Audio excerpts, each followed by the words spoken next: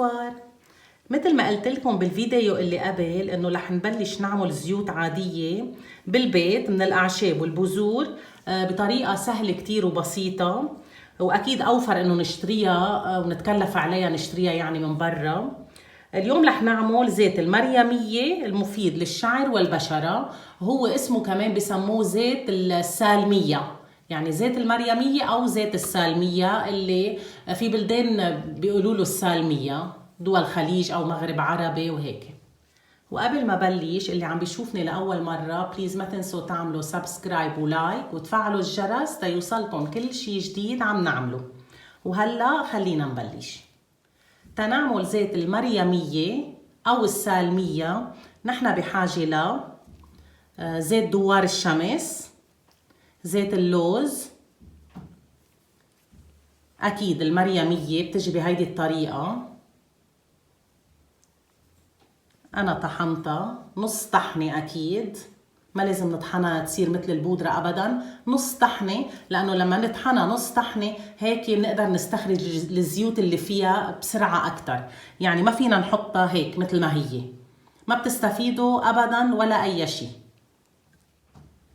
هلا أول شي بده يكون عندي أنا مرتبين إزاز، مثل ما شفتوا هيدا إزاز، ممنوع نحطه بمرتبين بلاستيك، لازم يكون إزاز. لازم يتغسل ويتعقم ويتنشف.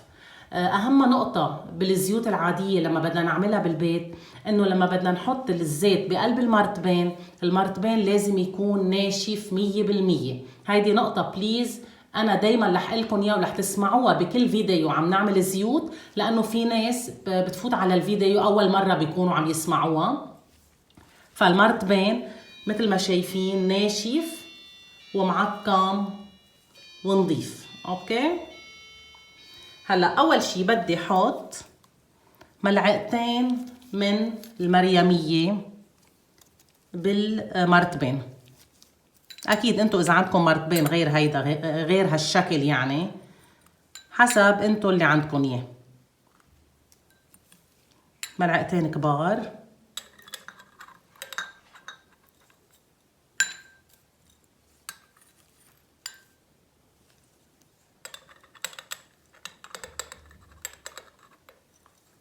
اوكي،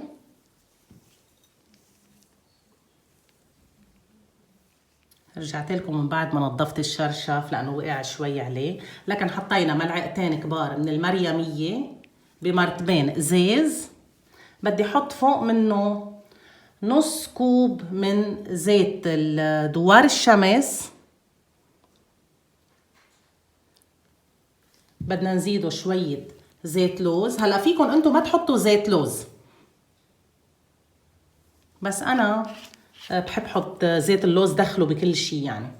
اوكي، لكن حطينا نص كوب من زيت دوار الشمس وحطيت له شوية زيت لوز معه، بس المعدل كلياته يعني لازم يكون نص كوب.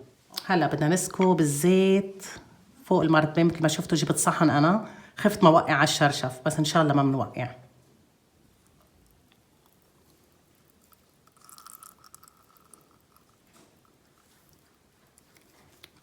اوكي، وبدي سكره للمرتبين.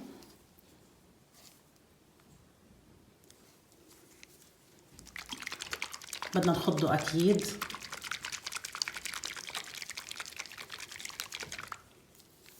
مثل ما شفتوا هيك بكون صار جاهز عنا، يعني اسهل من هيك طريقة عن جد ما في.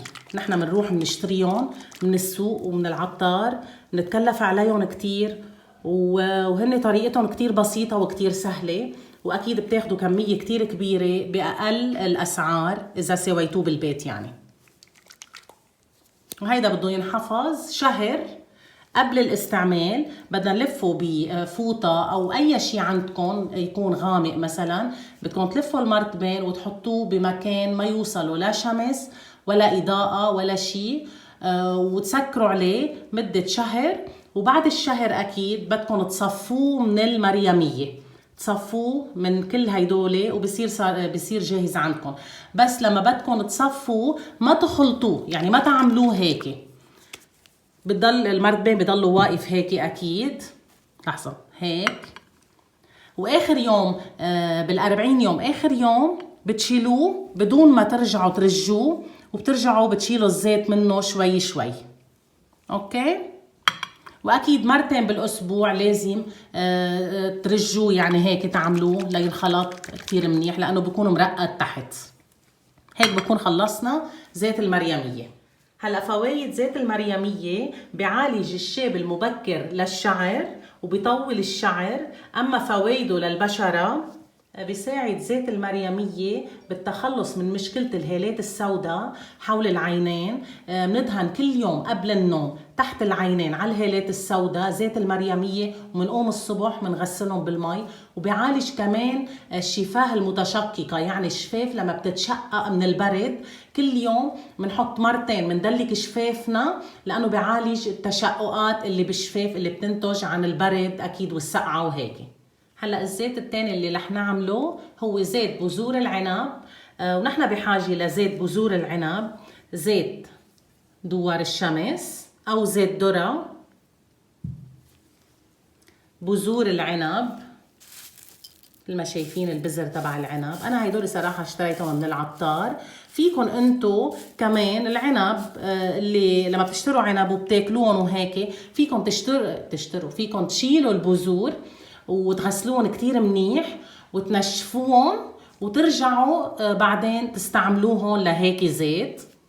انا اخذت ملعقتين هون من بذور العنب وطحنتهم نص طحنه مثل ما شايفين، ما بدي اياهم مطحونين مثل البودره.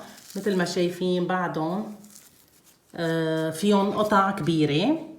نحن بنعمل هيك منشان نستخرج الزيوت اللي بقلب البذره.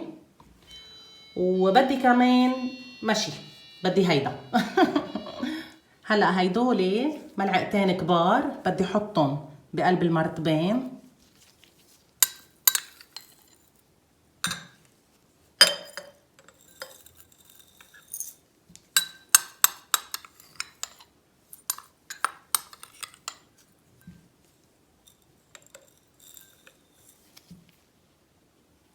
وانا معيرتهم لقان.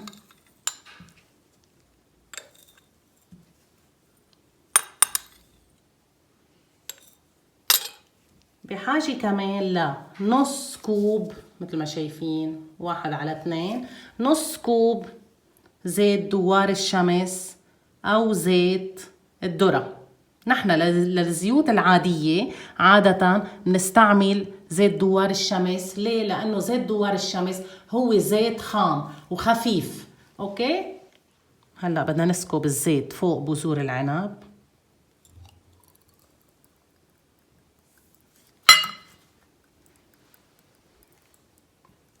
وبدي غطي المرتبين مثل ما شايفين. هيدي بتضغط الزيت كتير منيح.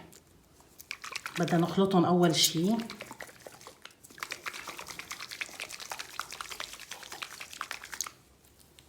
ليكوا شو حلو، لا عن جد كتير حلو. ليكوا اللون.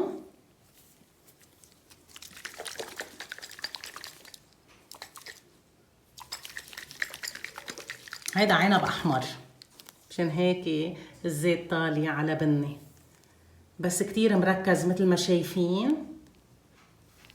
هلا شوفوا انتو لما بيخلص الزيت بعد شهر وبتصفوه شوفوا شو بيطلع حلو. هلا بزيت بذور العنب ما رح نعمله مثل زيت المريمية. زيت بذور العنب بدنا نحطه بمي سخنة، وهلا بفرجيكم كيف الطريقة. هلا شو بدي اعمل من بعد ما خلطنا بذور العنب مع الزيت، خلطناها كتير منيح. شو بدي اعمل؟ بدي روح جيب جاط مي او اي اللي بدكم اياه، يعني انتو يكون في مي سخنة. اوكي، مي عم تغلي، وبدي احط المرتبين بقلبه. اوكي. بدي انطر المي لتبرد على الاخير. بدي شيل اكيد المرتبين، ارجع سخن المي مرة تانية خليها عم تغلي، ارجع حط المرتبين هيك ل3 مرات. اوكي، عملنا لكم مرتين. برجع بشيل هيدا، بسخن المي مرة تانية بخليها تغلي، وبحطه مرة تالتة هيك يعني اول مره بنحط مي السخنه لارجع اعد لكم اياها تتكون واضحه اكثر. اول مره بنحط مي سخنه عم تغلي، بنرجع بنحط المرتبين فيها، بننطرها لتبرد على الاخير، المي تبرد على الاخير، بشيل المرتبين منها هيك، برجع بحطها على الغاز بغليها مرة تانية، برجع بحط هيدا فيها. اكيد ما بتكون على الغاز، هي بتكون محطوطة على طاولة.